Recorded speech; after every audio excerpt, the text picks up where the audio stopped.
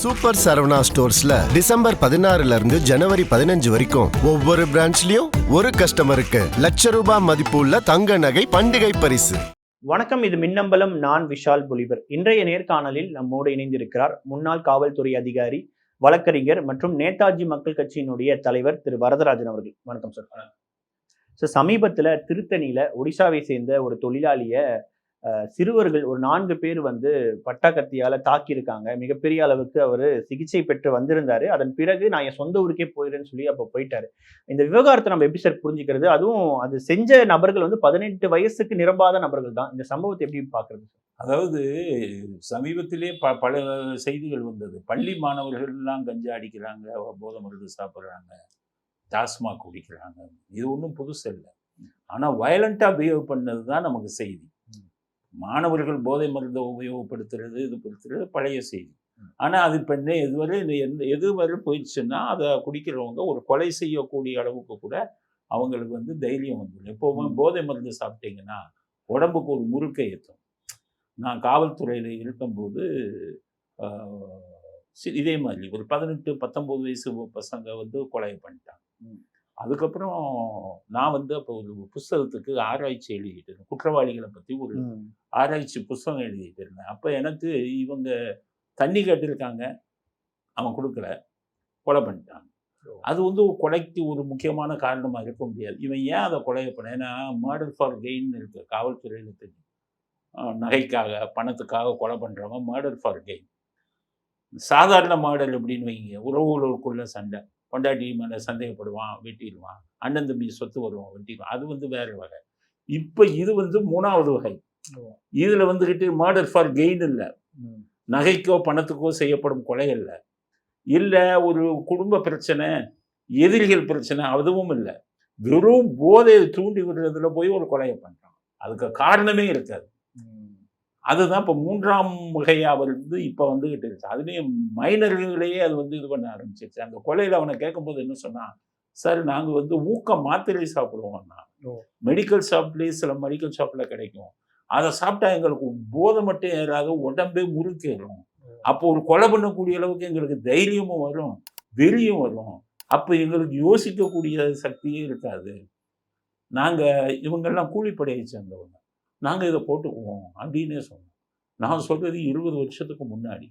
So 20 வருஷத்துக்கு முன்னாடியே அந்த நிலைமையில் இருந்தது ஊக்க மருந்தெல்லாம் சாப்பிட்டு கொலை பண்ணுறது.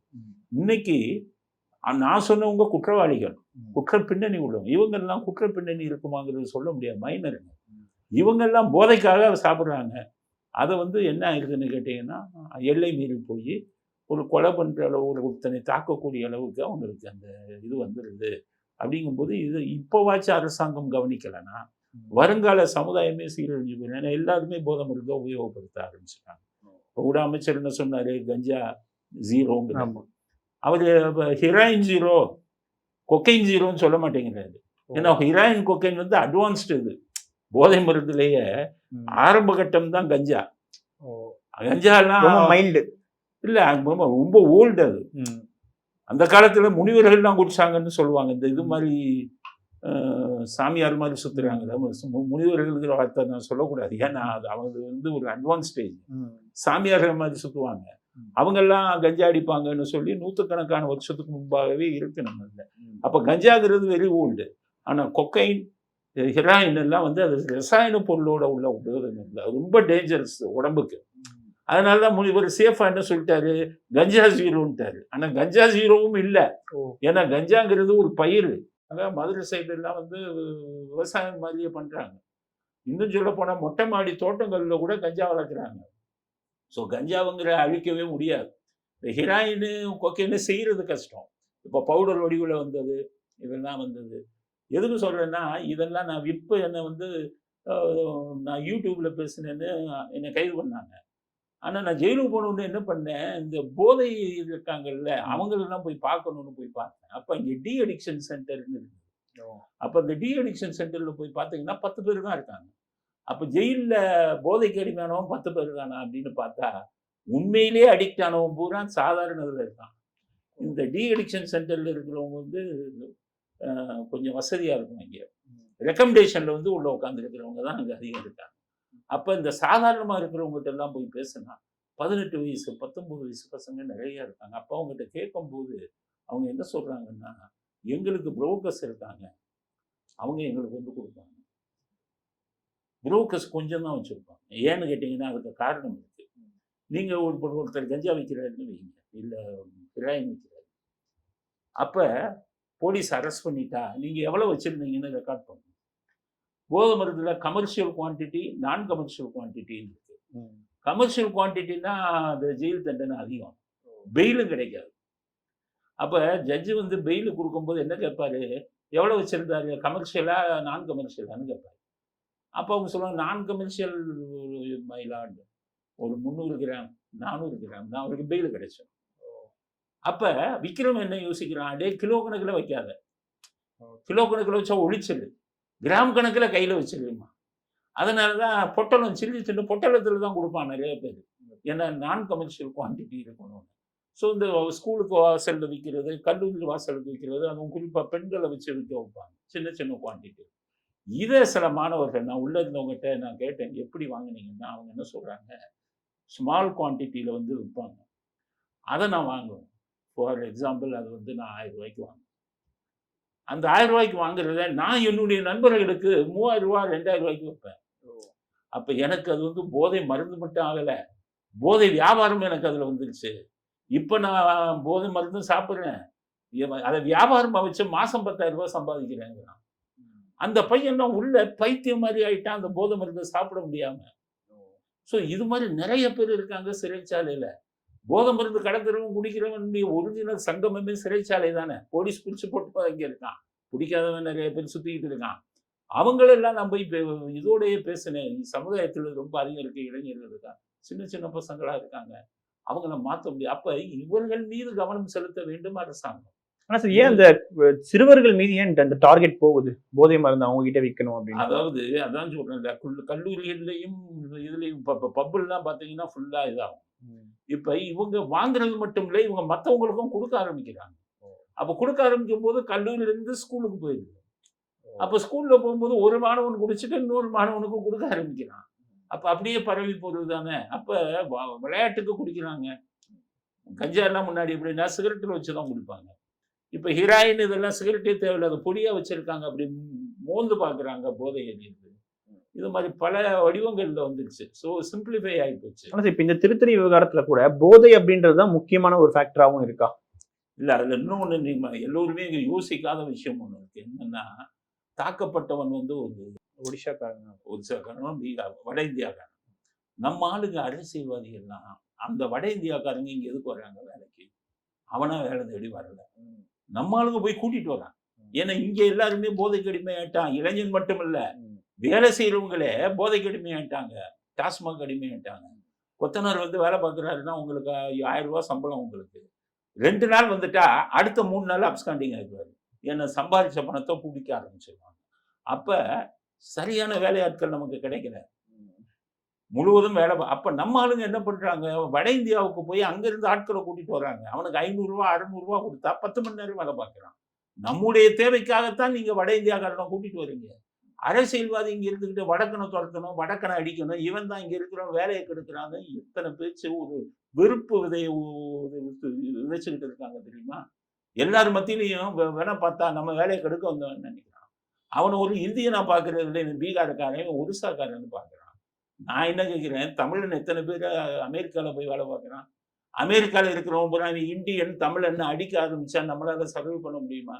இவங்களும் ஒரு காரணமா இல்லாம குளோபலைசேஷன் ஆஃப் எக்கனாமி வந்துருச்சு, உலகமயமாக்கப்பட்டுச்சு. இன்னைக்கு பொருளாதாரம் எங்கேயும் யார் வேணாலும் வேலைக்கு போகலாம், வாய்ப்புகள் அப்படிதானே வருது. இந்த குறுகிய மனப்பான்மையோட அரசியல்வாதிகள் வெறுப்பு விதைக்காதீங்க. அவனை ஒரு தொழிலாளனா பாருங்க, அவனை ஏன் வட இந்தியனா பார்க்குறீங்க? நமக்கு தேவைக்காக வந்து உழைக்கக்கூடிய ஒரு தொழிலாளர் அவன் இல்லைன்னா இன்னைக்கு பல இண்டஸ்ட்ரீஸும் படுத்து போயிடும். செக்யூரிட்டியே வந்து ஃபுல்லாக வட இந்தியாக்காரங்க தான் வச்சுருக்காங்க. ஹோட்டல்ஸில் பூரா வட இந்தியாக்காரன் தான் வச்சுருக்கான். சலூன் எல்லாம் வட இந்தியாக்காரன் தான் வச்சுருக்கான். அப்போ ஆட்கள் தேவையை பூர்த்தி செய்கிறான் அவன். நம்மகிட்ட ஆட்கள் இல்ல, கெட்டு போயிருக்கானு அவ்வளவு பேரும். நீங்க தான் அரசியல்வாதிகள் அவனை குடிக்கும் போதைக்கு அடிமையாக்கி வச்சிருக்கீங்க. இந்த தாக்குதல்ல அவர் வட இந்தியக்காரன்றதுக்காக அடிக்கல, முறைச்சான்றதுக்காக தான் அடிச்சாங்கன்னு சொல்லி சொல்றாங்க. வட இந்தியக்காரனை பார்த்தாலே ஒரு வெறுப்பு இது வந்து ஆட்டோமேட்டிக்கா எல்லாருமே வந்துச்சு. அரசியல்வாதி குறிப்பா உருவாக்கிட்டான். அரசியல்வாதி அவனு யோசிக்கிறான், படிச்சவங்க இருக்கான், படிச்சவனால தான் நீ யோசிப்ப. எதுக்குடா அவன் வந்தான் இங்க? நம்மளுக்கு ஆள் இல்ல, நம்மளால முடியல. கிராமங்கள்ல எல்லாம் என்ன விஷயம் தெரியுமா? விவசாயமே போயிடுச்சு. இப்ப இங்கேயாச்சும் நீங்க வட இந்தியால இருந்து கொண்டாந்து நகர்ப்புறங்கள்ல வேலைக்கு வைக்கிறீங்க. கிராமப்புறங்கள்ல இருக்கிற விவசாய வேலைகளை பார்க்க நீங்க எந்த வட இந்தியாலையும் கொண்டு வந்தாலும் முடியல. அதனால விவசாயமே படுத்து போச்சு. எவன் நமக்கு வந்து வேலை செய்யறானோ அவனாலதான் நமக்கு காரியம் நடக்குது. அவனை வடக்கேன் தமிழ்நாடு இப்படி ஏன் பிரிக்கிறீங்கன்னு சொல்றான். அவனை ஒரு தொழிலாளியா பாருங்க, நமக்கு வேலை செய்து தரக்கூடிய ஒரு தொழிலாளியா பாருங்க. இல்ல உனக்கு அவ்வளவு இது இருந்தீங்கன்னா, அரசியல்வாதி இது அவனுக்கு அந்த அளவுக்கு இது இருந்ததுன்னா, தமிழ்நாட்டை காப்பாற்றணும்னா போதை மருந்தை வந்து உங்க அரசியல்வாதிகள் எல்லாம் போதை மருந்தை வந்து ஒழிப்பதற்கான கடுமையான நடவடிக்கைகள் எடுத்து சொல்லுங்க. டாஸ்மாகை மூடுங்க. நீங்க டாஸ்மாகையும் திறந்து வச்சுருவீங்க, போதை மருந்தையும் கொடுப்பீங்க. வட இந்தியால இருந்து எவனும் வரக்கூடாது. ஒரு விஷ விதை விதைப்பீங்க. அந்த பசங்கிட்ட எல்லாம் இவங்களெல்லாம் பார்த்தா எதிரியாக தெரியுது. அது ஒரு காரணம். போதை ஒரு காரணமாக இருந்தாலும் மனதளவுல ஒவ்வொருத்தருக்கும் அந்த இது வந்துருச்சு. ஆனா இன்னொரு பாயிண்ட் ஆஃப் வியூ சொல்லப்படுது, திரைத்துறையில வந்து இந்த வயலன்ஸ்ன்ற விஷயத்த அதிகமா காட்டுறதுனாலையும் இது வந்து இன்ஃப்ளூயன்ஸ் ஆயிருக்காங்கன்னு சொல்லி சொல்றாங்க. அதுக்கான காரணமா இருக்கும். நான் அதைத்தான் சொல்றேன். அதாவது முன்னாடி வந்த சண்டை காட்சிகள்ல ரத்தம் இருக்காது. எம்ஜிஆர் படங்கள்லாம் பார்த்தீங்கன்னா அவருக்கு உதட்டில் அப்படி சின்னதா ஒரு பிளட்டு தெரியும். எம்ஜிஆர் கதைகள்ல எங்கேயாச்சும் ரத்தத்தை எம்ஜிஆர் தான் சண்டை அதிகம். ரஜினிகாந்த் படத்துல இது ஆரம்ப கட்ட படங்கள்ல ரத்தத்தை அதிகம் பார்த்துருக்கீங்களா? இந்த நாயகன் எல்லாம் பெரிய இதான படம் தான். ஆனா ரத்தத்தை அதிகம் பார்த்துருக்கீங்களா சண்டை காட்சிகள்ல? இப்ப வரக்கூடிய சண்டை காட்சிகள்லாம் இந்த இவங்க ஏன் அப்படி ரத்தம் வருதுன்னா எல்லாமே பார்த்தடிக்கிறான். வெளிநாட்டு படங்களை வீடியோல பார்க்குறான். அதுல வரக்கூடிய அந்த தாக்குதல் இது அதை வச்சுக்கிட்டு இவன் படம் எடுத்துக்கிட்டு இது சென்சாரம் அலோவ் பண்றான். சுத்தியில் எடுத்து தலையில அடிக்கிறான். அதுதான் இன்னைக்கு சண்டை காட்சி. தலையை தனியா வெட்டுறான். ஸோ இது சொல்லும் போது சிறு வயதுல பார்க்கும்போது அவங்களுக்கு வந்து அது வந்து தப்பு இல்லை, இதுதான் உண்மையான தாக்குதல் அப்படிங்கிற விஷயங்கள்லாம் வந்துரும்ல. அதனால இப்போ திரைப்படங்கள்ல காட்டக்கூடிய வன்முறை காட்சியில பார்க்குறவங்களுக்கு அந்த பாதிப்பு இருந்தாலும், போதை மருந்து அப்படிங்கிறது வந்து அதை அதிகப்படுத்தக்கூடிய விஷயமாக இருந்தாலும், வட இந்தியர்களை தாக்குவதற்கு அந்த மாதிரி ஒரு மனநிலையும் வந்து நம்ம ஆளுங்க உருவாக்கி வச்சிருக்காங்க. அது மாதிரி பல காரணங்களை வந்து நம்ம சொல்லணும். ஆனா இப்போ இதுல வந்து ஒரு 18 வயது நிரம்பாத ஒரு மாணவர்கள் தான் செஞ்சாங்க. இப்போ அவர்களுக்கு சட்ட ரீதியான தண்டனை அப்படின்றது எப்படி இருக்கும்? இல்ல, இது ஜுவனைல் ஜஸ்டிஸ் ஆக்ட். அவனுக்கு 17 வயசு ஆச்சு. 18 வயசு நீங்க முடியலைன்னா ஐபிசி வராது. இந்தியன் பீனல் கோட் யாருன்னா 18 வயசுக்கு மேல இருக்கிறவங்க. 18 வயசு கீழே இருந்தா புழல் ஜெயில் வராது, ஜுவனைல் ஹோம் வரும், சிறார் பள்ளி. தண்டனையும் வந்து அங்க தூக்கு தண்டனைன்னா இவனுக்கு 5 வருஷம் தான் தண்டனை. தண்டனையிலும் மாற்றம். டெல்லியில ஒரு பெண்ணை வந்து பஸ்லயே வந்து இது பண்ணி பாலியல் பலாத்காரம் செஞ்சு கொலை செஞ்சாங்க. சம்பந்தப்பட்டதுல 4-5 பேரை தூக்குல போட்டாங்க. ஆனா ஒரு பையனை தூக்குல போடல. காரணம் அவன் மைனர். அவனுக்கு 5 வருஷம் நம்ம தண்டனையாச்சு. அதனால இவங்களுக்கு தண்டனையும் வந்து சிறாரா இருக்கிறவங்களுக்கு, மைனரா இருக்கிறவங்களுக்கு கம்மி. அதன் அடிப்படையில இவங்களுக்கு வந்து அந்த இது வந்து தண்டனை பயம்ங்கிறதும் இல்லாம போயிடும். ஆனா அதுக்கு ஒன்றும் பண்ண முடியாது. ஏன்னா 18 வயசு கீழே இருக்கிறவங்களுக்கு அந்த தண்டனை கொடுக்கறதுக்கு விஞ்ஞானபூர்வமா இது இல்லை. ஏன்னா அவர்களுக்கு வயது முதிர்வு, இது மூளை வளர்ச்சி இதெல்லாம் வந்து மேஜரானா தான் வருங்கிறது ஒரு விஞ்ஞானபூர்வமான கணிப்பு. அதை நம்ம மாற்ற முடியாது. ஆனா இவர்களை போதையிலிருந்து நீங்க விடுதலை பண்ணும்போது விடுவிக்கணும். போதைக்கு அடிமையானவனை வந்து உங்களுக்கு இதை வந்துட்டு நீங்க வெளிநாட்டுல சிறைகள் எப்படி இருக்கு தெரியுமா? நீங்க சிறைக்கு உள்ள போனோடனே இங்க போய் ஆடு மாடு மேரேஜ் போட்ட மாதிரி போட்டான். என்னைக்கு திருந்த போறாங்கன்னு தெரியல. ஏன்னா வெள்ளைக்காரன் இதே பரவாயில்லங்கிறான். வெள்ளைக்காரன் நம்மளை அடிமையா வச்சவன் ஜெயில கடுமையா வச்சான். ஏன் வச்சானா இவங்க எல்லாம் போராட்டம் பண்றான், சுதந்திரம் கேட்டுச்சு, ஜெயில அவனை தண்டிக்கணும்னு போட்டான். சுதந்திரமாயி இவ்வளவு நாள் ஆச்சு இல்ல, நீங்க எல்லாம் சுதந்திர காற்று சுவாசிச்சு இப்ப எத்தனை வருஷம் ஆச்சு? கிட்டத்தட்ட 25 வருஷத்துக்கு மேல ஆச்சு. நீ என்ன வச்சிருக்க? ஜெயில ஒருத்தனுக்கு தண்டனைன்னு உள்ள போடுறாங்க. எதுக்காக இந்த தண்டனை அனுபவிக்கிறாங்கிறது எவனுக்கும் தெரியாது, ஆபீசருக்கும் தெரியாது, அரசியல்வாதிக்கும் தெரியாது. வெளிநாட்டு சிறைகள்ல நீங்க உள்ள போனீங்கன்னா இவங்கள கிளாசிஃபிகேஷன் ஆஃப் பிரிசனர்ஸ். இப்போ உள்ள போன உடனே சைக்காலஜிஸ்ட் வந்து இன்டர்வியூ பண்ணான். என்னப்பா பண்ண அப்படின்னா, இப்போ என்ன சொல்லுவான், இப்போ இவங்க இந்த மாதிரி ஆளுங்க, சார் ஒருத்தனை வெட்டினேன். ஏன் வெட்டினேன்? போதையில் வெட்டினேன். இந்த பையனை டி அடிக்ஷன் சென்டர் ஜெயிலு உள்ளேயே நிறைய ட்ரீட்மெண்ட்டுக்கு அனுப்பிடுவான். சில பேர் போதையை அடிக்காமையே இந்த 17 வயசு பசங்க வெட்டுவாங்க.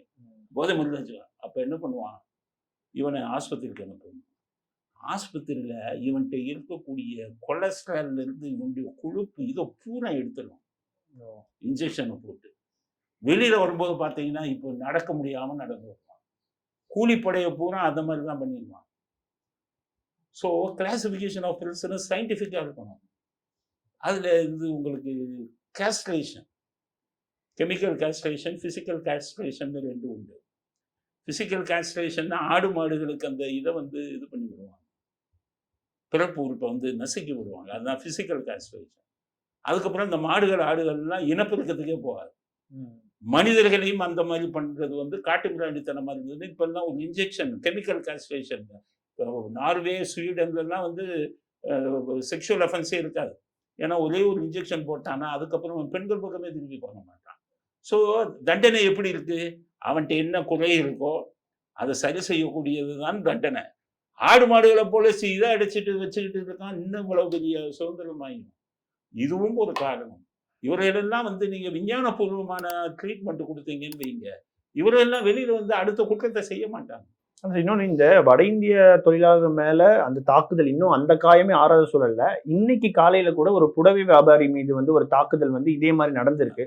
ஸோ இதை எப்படி புரிஞ்சுக்கிறது? அவனையும் நீங்க பாருங்க, டாஸ்மாக் அடிமையா இருப்பான், இல்லைன்னா போதை மருந்துக்கு அடிமையா. இதுல காவல்துறை மற்றும் அரசாங்கத்தினுடைய பொறுப்பு என்ன சார்? அரசாங்கத்துக்கு பொறுப்பை தான் சொல்றாங்க அவங்களுக்கு. அதாவது குற்றவாளிகளை வந்து மாற்றணும், அவர்களுடைய குற்றங்களுக்கு பின்னணி என்னங்கிறத வந்து கண்டு ஆராய்ச்சி செஞ்சு அதுக்கான முறையில தான் தண்டனை இருக்கணும். அப்படிங்கிறத பத்தி இவங்க யாரும் யோசிக்கிறது இல்லையே. காவல்துறை என்ன பண்ணுவாங்க, காவல்துறை கைகள் கட்டப்பட்டிருக்கு. ஏன்னா காவல்துறை கொஞ்சம் விட்டீங்கன்னா அந்த அஜித் மாதிரி அடிச்சு கொண்டுறான். அவங்க கையில அதிகாரத்தையும் அதிகம் கொடுக்க முடியாது. அப்ப என்ன பண்றது, அதிகாரத்தை கொஞ்சம் அதிகம் கொடுக்கலன்னா இந்த மாதிரி ஆள் வந்து காவல்துறையிலே அடிக்கிறான். திருப்பூர்ல நடந்தது. ஆமா, இது மாதிரி காவல்துறையிலே அடிக்கிறான். ஸோ பதவியில அதிகாரத்தில் இருக்கக்கூடிய காவல்துறை அதிகாரிகள் கூட இப்ப சிலதெல்லாம் என்கவுண்டர் போடுறாங்கல்ல, அதுக்கெல்லாம் யாரும் கண்டுக்க மாட்டேங்கிறாங்க. ஸோ உங்க கையில அதிகாரம் இருக்குன்னா அதை நீங்க சரியான முறையில நீங்க பயன்படுத்தினாலே இவர்கள் எல்லாம்னா அடிச்சு கொள்ள வேண்டிய அவசியமே இல்லை. குற்றங்கள் குறையணும் அப்படின்னா கிரிமினாலஜி, பீனாலஜின்னு ரெண்டு இருக்கு. பீனாலஜிங்கிறது தண்டனை சம்பந்தப்பட்டது, கிரிமினாலஜிங்கிறது குற்றவாளிகள் சம்பந்தப்பட்டது. இது ரெண்டையுமே காவல்துறையில் இருக்கிற யாருமே சரியாக படிக்கலை, சரியாக அனுபவத்திலையும் கொண்டு வர. குற்றவாளியை வந்து நீங்க அடிக்கணுங்கிற அவசியமே இல்லை. விஞ்ஞானபூர்வமாக எத்தனையோ கருவிகள் வந்துருக்கு. பொய் சொல்கிறானான்னு கண்டுபிடிக்கக்கூடிய லை டிடெக்டர் இருக்குது. அவன் பொய் சொல்கிறானான்னு சொல்லி அவனோட மூளையை ஆய்வு செய்து மூளையில் நடக்கக்கூடிய அதிர்வுகளை வச்சு இவன் பொய் சொல்கிறான்னு காட்டக்கூடிய கருவி இருக்குது. அதுக்கடுத்தது நார்கோ அனாலிசிஸ் இருக்குது. போதை மருந்தை ஓரளவு கொடுத்து அவனை வளர வச்சு அதில் உண்மையை கொண்டு வருது. இந்த மாதிரி விஞ்ஞான முறைகள் எதையுமே நம்ம தமிழ்நாட்டில் இல்லை, இந்தியாவில் இருக்கிற காவல்துறை ரொம்ப பேர் பயன்படுத்துறது இல்லை. இதுதான் விஞ்ஞானபூர்வமாக. அவனை அடிக்கணுங்கிற அவசியம் இல்லை, அவன் உண்மை சொல்லணும்னு தானே நினைக்கிறீங்க. அப்போ இந்த விஞ்ஞானத்துக்கே நீங்கள் போகலை. அதே மாதிரி தண்டனை அமைப்புகளும் எப்படி இருக்குது வெளிநாடுகள்லாம். சிறைக்கு வரும்போதே அவனுடைய பிரச்சனை என்ன அப்படிங்கிறத அதை சரி செஞ்சு வெளியில் அனுப்புனா அவன் திருப்பி ஜெயிலுக்கு வரமாட்டான். அப்போ உங்களுடைய தண்டனை முறையுமே தப்பாக இருக்குது. அப்போ போதையில் இது பண்ணுறான்னா அவனுக்கு வேண்டிய இதை நீங்கள் கொடுக்கல. அவனை போதையிலேருந்து வெளிக்கொண்டு வரக்கூடிய இதை வந்து சிறையிலையும் இல்லை, வெளியில சமுதாயத்திலையும் இல்லை. இந்த செயின் லிங்க் வந்து கண்டுபிடிக்க முடியுமா சார் காவல்துறையினால? ஏன்னா நிறைய போதை வந்து நம்ம செய்திகளை பார்த்துக்கிட்டே இருக்கோம். ஒருத்தவங்க வந்து போதையினால ஒருத்தவங்க வெட்டுறாங்க, தாக்குதல் நடத்துறாங்கன்னு. இதை வந்து கண்ட்ரோலே பண்ண முடியாதா இந்த விஷயம்? இல்லை உங்களுக்கு போதை மருந்து எங்கிருந்து வருது அப்படிங்கிறத வந்து நீங்க பக்காவா கண்டுபிடிச்சிடலாம். ஏன்னா போதை மருந்து இந்தியாவிலேயே தயாராகிறது வந்து கஞ்சா மட்டும்தான். அது வந்து விளையுது. இதை வந்து காவல்துறை நினைச்சா எங்கெங்க விளையுது தமிழ்நாட்டுல அதே கண்டுபிடிக்க முடியும். ஆமா, இது வந்து எல்லா இடத்துலையும் விளையாது. அது குறிப்பிட்ட இடங்கள்ல விளையுதுன்னா அந்த இடங்கள்ல மானிட்டர் பண்ணி அந்த இடங்கள்ல இருக்கக்கூடிய விவசாயிகளுக்கு போய் இதை பண்ணக்கூடாது. மலை அடிவாரங்கள் தான் பயிர் போட்டுருவாங்க. யார் போட்டா? நீங்க தான் இன்டெலிஜென்ஸ் கையில வச்சிருக்கீங்க, உளவுத்துறை போட்டு. இதுல கவனம் செலுத்தினாலே போதும். நீங்க கஞ்சாவை தவிர மற்ற இதெல்லாம் வெளிநாட்டுல இருந்து வருது. ஹிராயின், கொக்கைன் இதெல்லாம் இங்கிருந்து வருது. அப்ப வெளிநாட்டுல இருந்து வர்றதை தடுக்கிறதுக்குன்னா ஏர்போர்ட் செக் கரெக்டா இருக்கணும். வானத்திலிருந்து வரக்கூடியது ஏர்போர்ட் விமானம் மூலம் வரும். ஏர்போர்ட் செக் கரெக்டா இங்க வைக்கணும். ஸ்னிஃபர் டாக், மோப்ப நாய்களை வந்து இங்க பேசஞ்சர் வரும்போது அதை இது பண்றதுக்கு அங்க மோப்ப நாய்கள் வச்சிருக்கணும். அந்த ட்ரக்கை கொண்டு வராங்களான்னு பார்க்கறது சோதனை பண்ணக்கூடிய கருவிகள் இருக்கு. அதை பண்ணணும். அடுத்தது போர்ட்டு, ஷிப்பில் வரும். ஷிப்பு துறைமுகத்தை வந்து கடல் மூலமா வருது, விமானம் மூலம் வருதுன்னா இது கடல் மூலமா வரக்கூடியதை வந்து நீங்க போர்ட்டை வந்து சரியான செக்கிங் வச்சீங்கன்னா அதை பண்ணிடலாம். இது மூணாவது என்னன்னு கேட்டீங்கன்னா பார்டர் ஏரியாஸ். இப்போ நேபாளம், இது பங்களாதேஷ், பர்மா சைடு, அசாம் என்ற பார்டர், இதெல்லாம் நமது எல்லைகள், தரை எல்லைகள்.